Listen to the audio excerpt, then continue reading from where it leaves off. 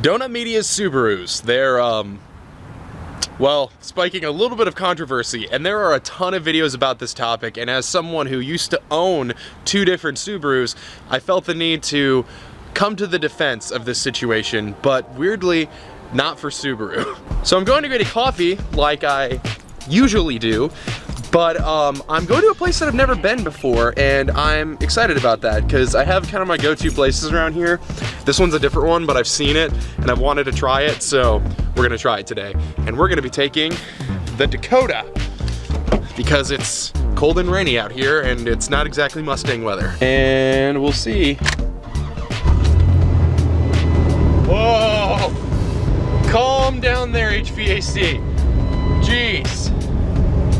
I gotta be honest, this truck is kind of the most reliable vehicle that I have ever owned, and that's sort of insane to say. It's a 1997, it has 240,000 miles on it, closing in on 241, and I'm pretty sure it's been basically beat its entire life, but it still runs and starts, and I checked the other night, it's been a little while since I've done an oil change on this thing, and it literally did not use an ounce of oil. It is crazy. I've had so many newer cars that have burned oil. This one, not a bit. It's also incredibly loud.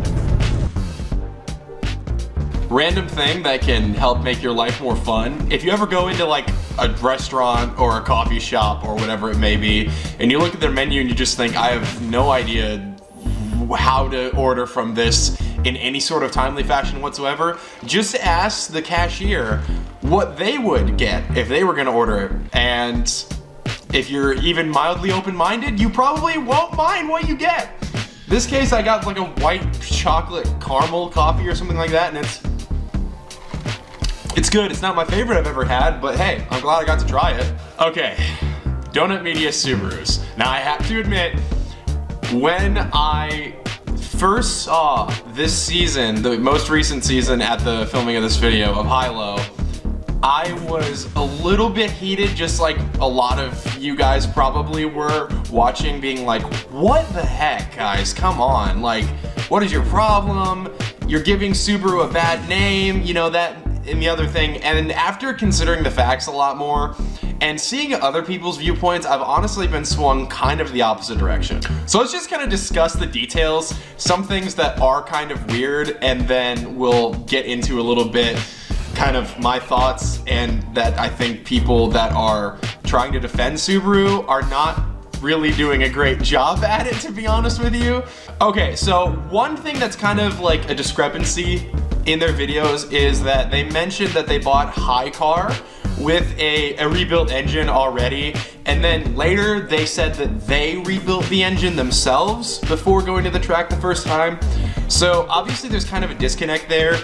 Either way, it supposedly had a rebuilt engine, but it's just kind of a weird detail to be inconsistent, like, immediately. And then they specifically mentioned in the engine teardown video that they did later on that they had rebuilt it themselves, which is when that discrepancy started, and that they did not do an engine break-in before taking it to the track, which I really feel like they should have known better on that. That's not a Subaru specific thing. You build a brand new engine, fire it up, and immediately beat on it, you're kind of asking for some trouble. Now, I will say, the thing that I see everyone complaining about is they're like, oh guys, you need to have baffled oil pans. How did you not have baffled oil pans the whole time? They literally addressed that in the last episode, and they say, hey, everyone that's commenting you need baffled oil pans, we put baffled oil pans on them after the first engine blew up, and so they've had baffled oil pans the entire time, which is good because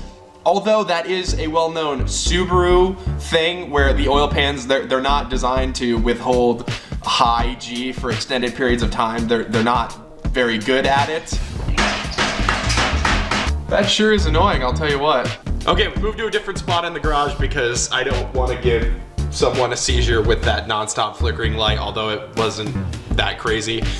But as far as the baffled oil pans go, they did mention, of course, like I said, that they did do baffled oil pans from the first engines onward, each engine that they replaced or rebuilt or what have you, which is good. They didn't specifically mention whether they replaced the oil pickup tubes along with the oil pan itself, or at least not that I can remember. That is another really common fault. If you're doing one, you might as well do the other. Subaru EJ oil pickup tubes tend to split and then it sucks air into the oil system, which destroys bearings, obviously. So they didn't specifically mention if they replaced that, like I said, or at least not that I can remember. If they did, my bad. It's likely they probably did at the same time, but if they did not, that could also be a contributor to the failures that they were experiencing. And also, obviously, we'll put this out there. I mean, I'm sure everyone has figured out and can agree with this, but of course, thrashing vehicles of any sort around a track as basically their entire purpose is really hard on everything on the vehicle. It's hard on suspension, bushings, and it's obviously really hard on engine and drivetrain, which is very unsurprising. And in this case, no matter what kind of vehicle it is, it's not very surprising they ran into failures with the Subarus, because let's not forget that they also did blow up both of the 350Zs in the second season of Hilo. And the VQ35, I understand it was the VQ35DE, which is not as strong as the later HR engines, but the VQ35 is an engine that is known for being pretty stout and reliable. They did turbo them, and they were running them at the upper limit of what they can realistically handle. But again, it's something to point out that they did also blow up those cars. So it's not like this is a unique thing with the Subarus. They did blow the Subarus up several times in one season. So let's kind of break it down and just talk about whether it's really Subaru at fault or whether it's Donut that's at fault. So things arguably you could point against Donut, and I want to just put out there, I'm a huge Donut Media fan. I've been watching Donut Media. I listen to their podcasts. I have for several years at this point. I really like their channel and I like their content and I like all of the guys that are on the channel. But there are a few things that were obviously overlooked or researched that probably should have been done beforehand. I can't say that they didn't research it. I'm sure they did do plenty of research on these cars before they decided on them for this season. But how deep that went and how deep it probably should have went is kind of a question mark.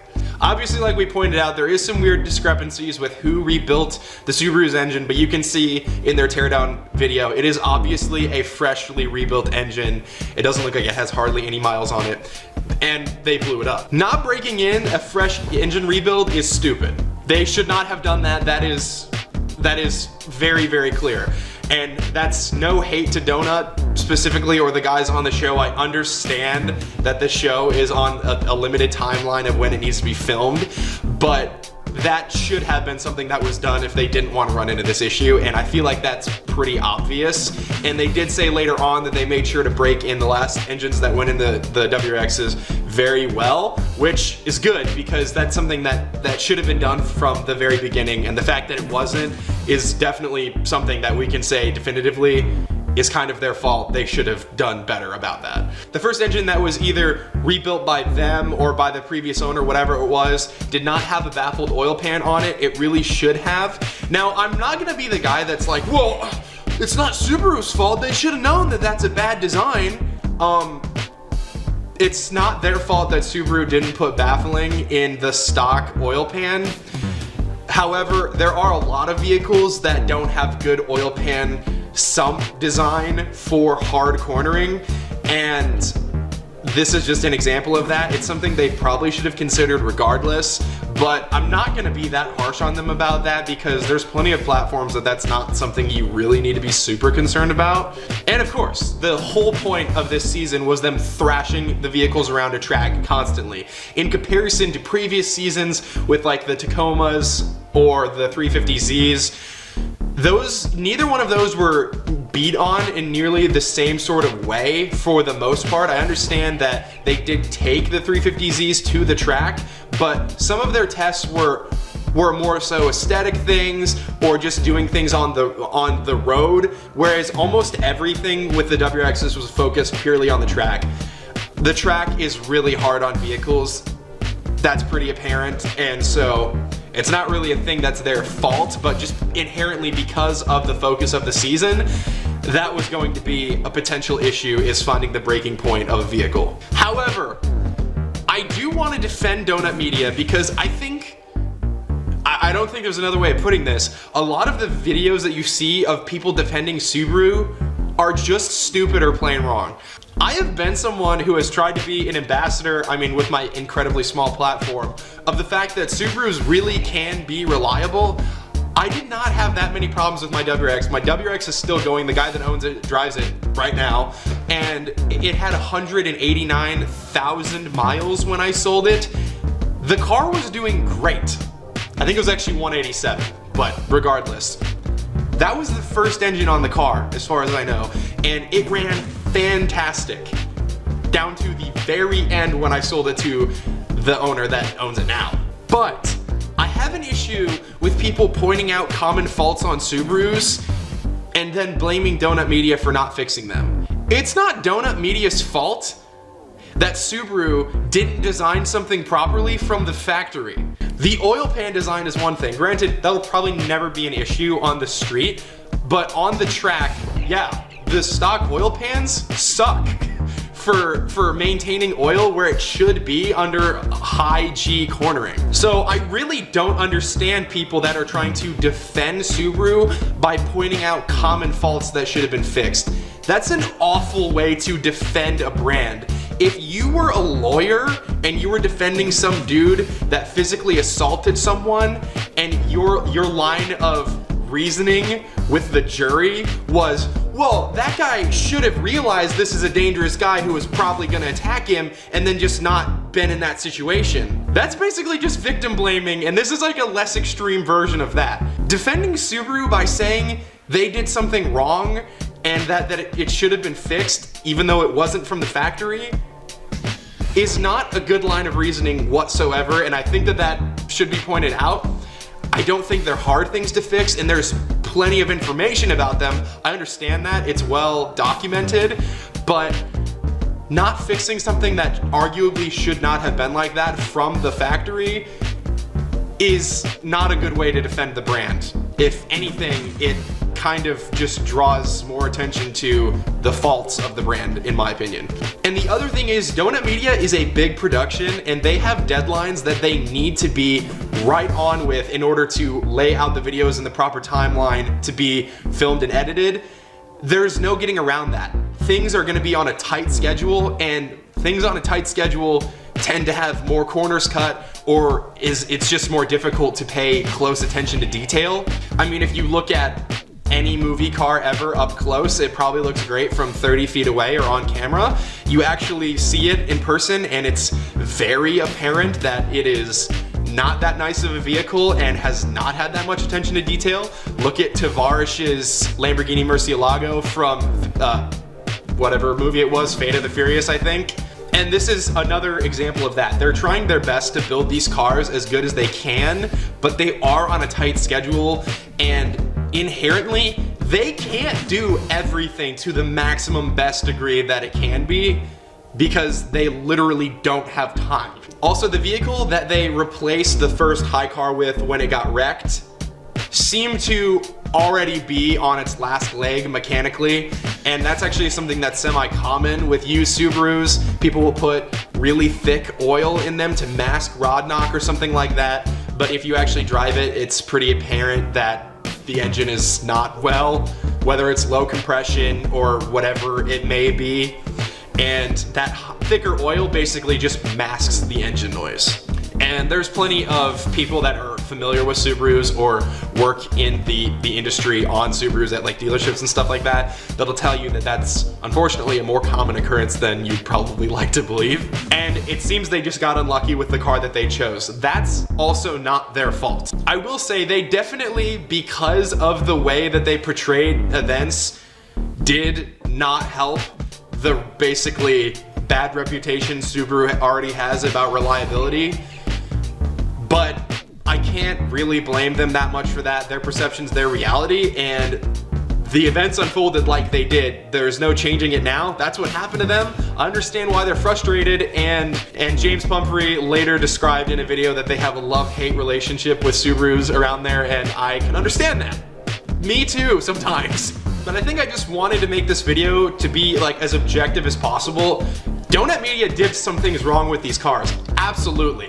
And they admitted that. In fact, in the engine teardown video they did on the first engine from High Car, Jeremiah Burton basically pointed out that they should have done a better engine break-in and that was on them. Cool. And I don't think anyone there is trying to pretend that nobody was at fault and it was purely just the mechanical failures of the cars. But I think that a lot of us Subaru fans are being really, really unfair towards Donut Media, because Subarus as a platform have a lot of problems. They're not super unreliable cars. With good routine maintenance, they can be incredibly reliable cars, actually.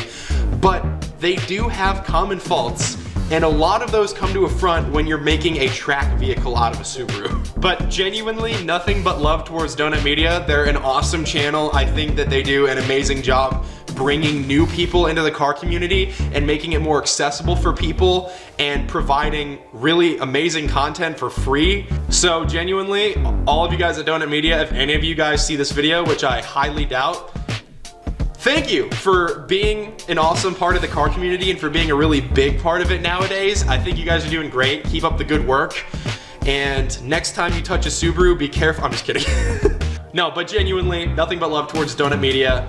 And nothing but love towards Subaru. I'm just being realistic. I'd like to think that I'm one of the most realistic Subaru fans, and I'm not saying that to be arrogant, because that's a really stupid thing to be arrogant about.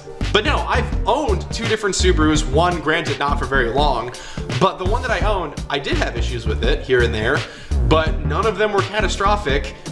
That car got driven hard semi-often, but I still took care of it. I did regular oil changes. I did what I could to do my part to make the car more reliable, and guess what?